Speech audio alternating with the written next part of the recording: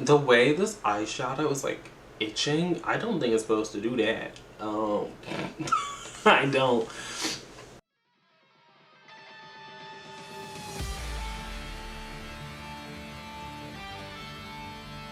What is up, you guys? It is Monty, and today I am here to talk about To Sleep in a Sea of Stars by Christopher Paolini.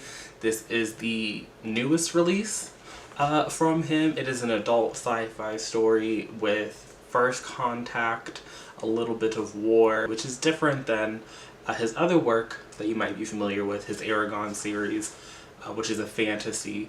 I haven't read Aragon in a long time. I did read the first three as a child, Inheritance. I literally do not know her, but that's okay because I'm not going to review those books today. I'm going to talk about the one behind me, chillin' on my Surface. But I was lucky enough to be sent a copy of this through Libro FM's advanced listener copy program situation. So if you want to listen to the audiobook, I think it's narrated by Jennifer Hale. I believe at the time of filming this, I am remembering that correctly. I'll leave a link to the Libro situation. That way you can support independent bookstores and listen to what I think is an excellent audio. But let's get into it. If you don't know, like I was saying earlier, To Sleep in a Sea of Stars is a sci-fi story, and I think that I don't know if people are actually intimidated by sci-fi or if that's just something that I've heard a lot and just assumed to be true. But if you are, for whatever reason, nervous about going into a sci-fi story, particularly one that's almost 900 pages and kind of functions, I don't think at the time that I'm filming this is like on Goodreads as the start of a series. But I definitely think that this opens up the door to a very expansive universe that I would love to revisit, even if I don't get to see these characters again. So I can understand the hesitation of, again, leaping into an adult sci-fi at that length. It doesn't read that long. At no point during the course of the book does it drag. And so I know you're wondering, what is this book about? I know that I kind of gave a very vague overview. To Sleep in a Sea of Stars is a... how do I phrase this without spoiling anything? It's the story of Kira Navarez, who is an exobiologist. I believe I'm pronouncing that correctly. She deals with life forms, and since she wasn't born on Earth and the book is set in space, life and how particular... I think really, like, if there is little bacteria or whatever out in the universe, but more so how humans can, because at the start of the story she works for a private company. It felt like a private company to me, that goes like ahead of private people or whatever, citizens of the galaxy, to new potential planets to see if they're suitable, to sustain life, or for them to what is terraform? That's the word. To terraform it to make it suitable. And so that's what she do. She's out here living her life. She has a boyfriend. She's close with her crew. They're wrapping up this last mission. And then they get to, her and her boyfriend are going to be separated for a time. And that's really where the story hits the first pivot. This book is filled with twists and turns, very few of which I saw coming. And even when I was like, okay, there has to be a plot twist coming, I was never able to be like, there's going to be a plot twist coming and it's going to do this. Every time I was incorrect, and every time I was kind of astounded at how seamlessly they were pulled off. Because being very upfront with you guys, when I was reading the beginning of this book with Miss Kira, and we had seen what was happening at the very, very beginning, which I won't, I'm not going to spoil anything. I was like, how are we going to, like, this book is 800 pages, like, how are we doing this? Like, how is this how is this book 800 pages? Almost 900 pages. And then I kept reading, and I was pleasantly surprised that even though at like 20% of the story, I was convinced, you could not tell me that this book was not going to drag. I Like, I was thoroughly convinced that we were hitting the climax of the story and that everything else was going to be downhill. But I was incorrect. And I have never been happier to be so wrong in my life, because as I was saying, this book feels like nonstop action, even though there are definite stretches of time where I wouldn't call this book action-packed, but I definitely felt that the moments between the battle scenes, because the war eventually does break out, and you have to see Kira and her found family, like this group of characters, navigate that. And I think that there can be this time, like sometimes you're reading, moments of book that are in between battle sequences. They can kind of feel like fluff or filler, or that they're like weighing down the overall pacing of the story. And I know that several times this year I've read over 800-page books, and I came back and I was on camera for a long time telling you that I think you could edit some stuff out. But here, I really don't think there's a whole lot you could edit out. Like, maybe it's just because I enjoyed this book more than I enjoyed those other stories, but to me, I felt that here, Paolini and the editor and whoever was working on this book with him really kept in what was essential. Like, every page that happened, it felt like we were actively pushing forward in the story, or with character development, or with what, like, it all felt necessary. And I don't know how you would cut the story down to make it shorter, and I don't think I would want it to be shorter, because I actually wanted this book to be longer. I'm gonna be very honest. I was getting to the end of the story and I was like, this isn't over. Like, I need more. And I think part of that is because I definitely think that the story isn't overall, it's set in space. You get to see all these different aspects of life. Like, you could very easily write novellas about all of these side characters, or, adventures out. Like, I think that here it sets up the galaxy as a place that I would love to, like, see explored. And not even just with these characters. So that's always a win. I think that the ending of this book very, very clearly sets up an adventure for Kira and the side characters who are independent of each other. What happens at the end with Kira, I think, was probably the most interesting situation that I've ever experienced. And I think that I've talked now for roughly 10 minutes without spoilers. And so I think that to really get into this, I'm going to have to go back to being old Monty.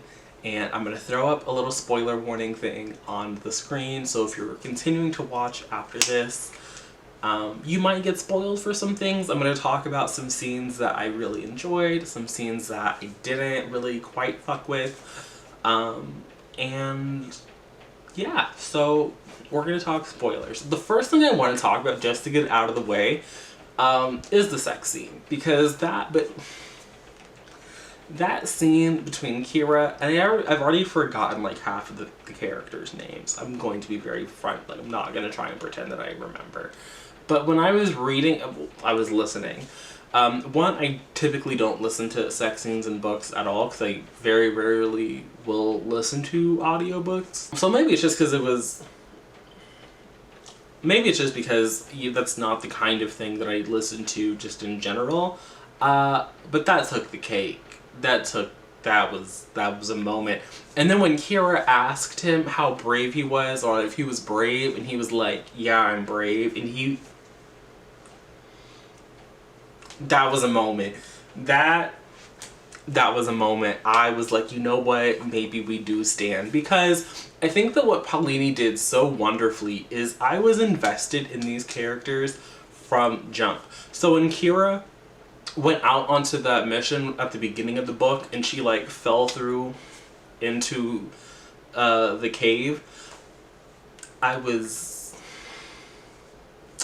like, is she dead? Like, she better not be dead. Like, I just started, this book is 800 pages, she can't be dead. So that was a moment. And then when she was, looking around, trying to be a good, citizen, not disturb the artifacts, and she did that a lot in this story. And I think that's part of why I appreciated what happened later more so, because I am going to get into the ending of the book. But I liked all of that scene when she was meeting the Xeno for the first time, the soft blade, and that whole scene, and then when she blacked out, I was there. I was there, and then like a couple chapters later, was it a couple chapters later? It might have been like in the next chapter, or it might have been a couple chapters, because I think the one right after that was a really short chapter where it was talking about like she, or like consciousness came to her like slowly or something. That was interesting. And then that scene got paralleled later, when she at the ending of the book, where she had melded with the maw, and I thought that was really a nice callback to the beginning of the book, and something that, like, I don't always notice echoes like that, but I really like seeing the echo from when she first met the soft blade, and then again when she was finally super embracing the soft blade. I also really liked the journey that Kira and the soft blade went on over the course of the novel, where Miss Kira was still like upset and kind of trying to understand what had happened right after the Xeno had like killed her whole crew essentially, and then the first understanding that like this isn't just a weapon that like can kill people, but it's, you know, something that can bring life and like heal. And I thought that was really excellent, and I felt that that laid the foundation for what happened at the end of the book when she was launching herself into the maw.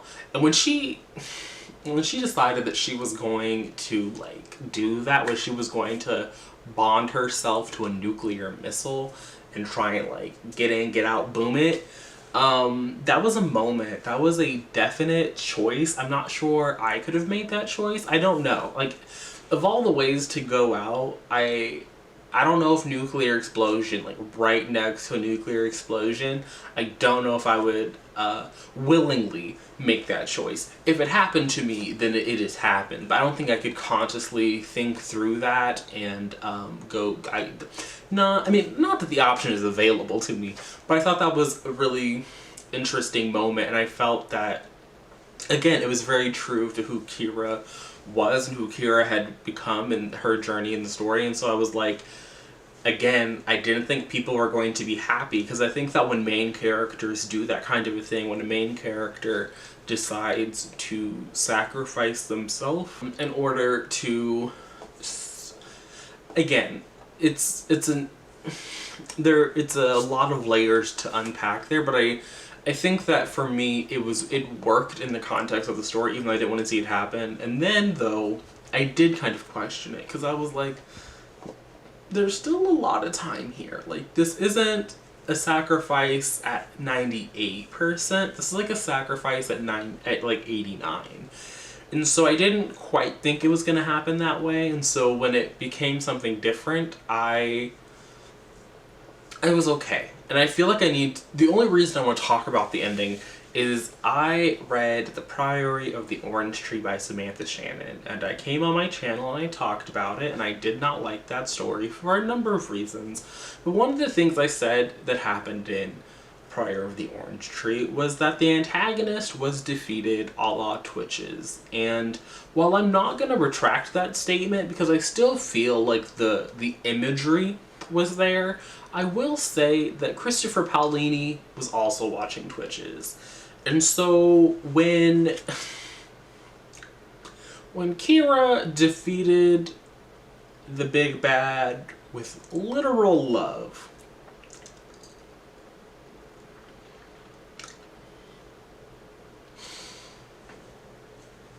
that was a choice. That was a choice. Now, I did give this 5 out of 5 stars, so obviously it was a choice that I could overlook. It didn't bother me, but I can't say that it was my favorite. It's not a choice that I would have made, but again, and I feel like the imagery was also kind of so, and it's fine, you know. Obviously Twitches is a good movie. I can understand wanting to take it as inspiration, but I did feel like I needed to address it, because it was one of the things that I said I did not like about Priory, and I didn't quite like it here either, but I felt that the setup here had been better, or at least I had seen it, I could understand the explanation as I was reading it, because we had all of those earlier scenes with the soft blade not only healing Kira, but healing the bonsai plant, all of those other things. So like there were moments where I felt that it had like been building up, and Kira had an understanding with the soft blade that, you know, it was more than just a killing thing, that I felt that the layers that Christopher Paolini sunk into the narrative to get to that end point ultimately work. I think that what I ultimately liked about To Sleep in a Sea of Stars was the found family aspect that we got with Kira, and the... Can we talk about the ship mind? The ship mind. I'm so mad that I sat here and listened to the audiobook, because these character names, they are not there, and it makes me feel like y'all don't believe that I read this book, that I paid attention to any of it. But the ship, I know it's not really like a G. I think that like when you can't see the name, you can't see how it's spelled, like I don't retain it. But the ship mind, he was like, if Kira wasn't, I mean, Kira like maybe is like default favorite character because we spend all 800 pages with her. But the ship mind, I thought that was a really interesting concept, and how it was like an actual person. Like it wasn't just an AI, but it had been a person, and you know, something catastrophic had happened, and then they made that decision. And I thought that whole process was fascinating. And then the ship mind that was on board, it was like, what was like the wallfish, the wall pig, the pig wall. Such a fake fan. But the him specifically, downright favorite character. I do also feel the need to have like this moment where we talk about how, again, when I read, was it Illuminae or Gemina? One of the two, I really didn't give a fuck about Aiden, and I thought the whole situation was stupid. And there's kind of a similar situation that happens here. I think that it's kind of, I don't want to say stock, but like you can't be surprised that it happens in a space themed work when like there's an artificial intelligence, a superior intelligence who is in charge of the controls, and it's not as bad as what Aiden was doing, or even Hal, if I haven't read 2001: A Space Odyssey or whatever. I haven't watched it. But I felt like there was a similar vibe moment that happened in this one, and I felt that the idea that these characters would be surprised was a little ridiculous, given that this is like 300 years in the future. Shipmind, I liked him. That moment was weird. Yeah, overall, I really like this book, you guys, and this is a terrible review. So you kind of hate to see it. But I do think that if you are, like I was saying earlier, I'm going to start wrapping this up now. So if you really enjoy, or you want to get into adult science fiction, or just science fiction in general, because I do think there's some crossover appeal here. If you already like sci-fi, I think that it adds things in terms of, like, if you just want like some good character work, an excellent plot, like there's still something for fans of the genre and for people who want to become fans of the genre. I think that it's nice that it appeals to both groups of people, because I've read some other books this year that I don't think work quite as well as entry points, but are fine, or they work fine as entry points, but I don't know if like fans of the genre would appreciate it, that kind of a vibe aesthetic. So I'm happy that To Sleep in a Sea of Stars fits both. As always, if you made it this far into the video, please leave this emoji, gotta do it over here today, this emoji, whatever this one is, down in the comment section below. Let me know if you've already read it, if you're planning to read it, was it already on your radar? I feel like The Sleep was a pretty hyped release. So yeah, that's all of it. Thanks for watching. I'll see you guys again next time with another video, but until then, bye.